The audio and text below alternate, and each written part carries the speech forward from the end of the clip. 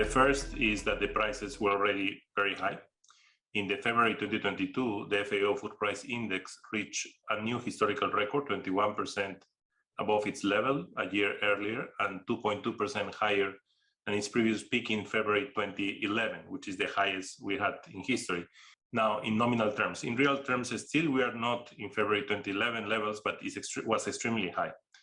Now, wheat exports by Russia Federation and Ukraine account for about 30% of the global market.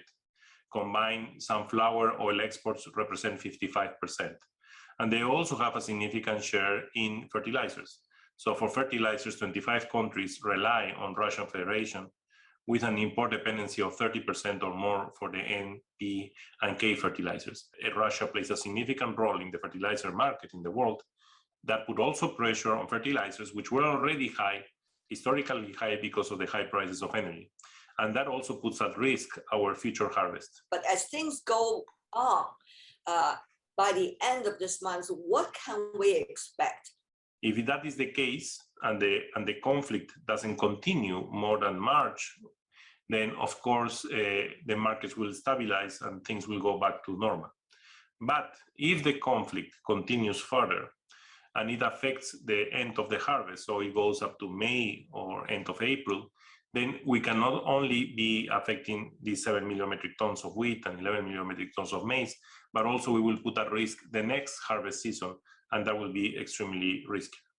In addition, Russia announced 2 days ago a ban on exports of cereals and of fertilizers, which also puts more pressure in the market. Do we know about Russia, for example, how much of the export control will have an impact on the export? How much of sanctions will have an impact on the export of foods? Sanctions are not touching food at this point, but they are touching financial transactions, and that of course can affect any trading transaction on food. So that's something to look at carefully. In terms of fertilizers, the sanctions are not on fertilizer. The exporter is Russia. So basically, the goal here is if Russia can export fertilizers to the world, then fertilizers will move. But that Russia has decided to restrict exports to the world of fertilizers, which puts more pressure on the fertilizer issue. But let me remind you of the year 2008, the financial crisis.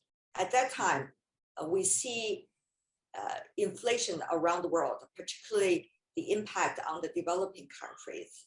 How do you see what we have today? These boosting prices, of course, create a problem to developing countries because they will demand more and these countries will have to produce more to deliver.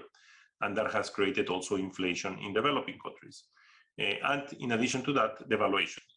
The dollar is getting stronger, the local currency is getting weaker.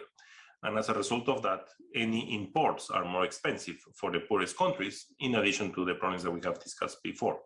So the financial situation for these countries, which are already, and they were already because of COVID-19, extremely in debt, is very critical because they won't have capacity to be able to cope with the current situation if it continues. So it's a situation where there will be a need of significant financial support by the IFIs, IMF and the World Bank and other agencies to allow to these countries to be able to continue operating properly. So it's a situation, as I mentioned, it's a very tight situation with high prices, high inflation, especially food inflation, and energy prices going up, which makes even worse the inequalities we had observed already between countries that were exacerbated because of COVID-19.